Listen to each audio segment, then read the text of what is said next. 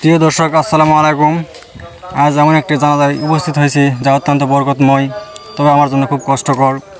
তিনি আমার দাদা হুজুর ছিলেন, আমার পীর সাহেব ছিলেন। তিনি আওলাদে রসুল্লাহ সাল্লাল্লাহু আলাইহি ওয়াসাল্লামের বংশধর, আম্মাজান ফাতিমা এবং হযরত আলী রাদিয়াল্লাহু তাআলা এর বংশধর, হাসান হোসেন রাদিয়াল্লাহু তাআলা এর বংশধর। তার নাম সৈয়দ আব্দুল ওয়াদুদ খন্দকার। তার জন্মস্থান গন্ধপুর, মিঠাপুর, বদলগাছি।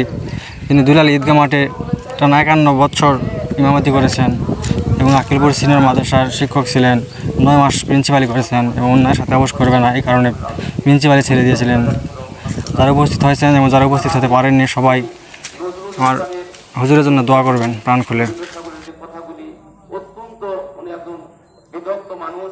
উনি একজন কোন সংকীর্ণতা তার ভিতরে ছিল না, এক উদার মনোমানসিকতা লোক ছিলেন। আমাদের ওই এলাকার মানুষ তাকে অত্যন্ত শ্রদ্ধাভাবে গ্রহণ করে, আমাদের উনি জীবনভর অত্যন্ত মহব্বত করতেন। এই মহব্বতের মানুষ আমাদের মাঝ থেকে চলে গেলেন। আমরা আল্লাহর কাছে দোয়া করবো, আল্লাহ এই মহান মানুষকে আল্লাহ দেশের মেহমান হিসেবে কবুল করে এবং তার পরিবার পরিজনকে যেন আল্লাহ সন্তুষ্ট করে প্রতিষ্ঠান করে। হাজারো আশিক মানুষ এখানে এসেছে, তাদের মনের যেন সান্ত্বনা দান করেন। আল্লাহ যেন তার হাতকে কবুল করেন।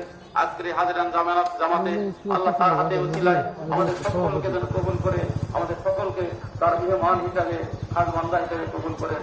আসসালামু আলাইকুম।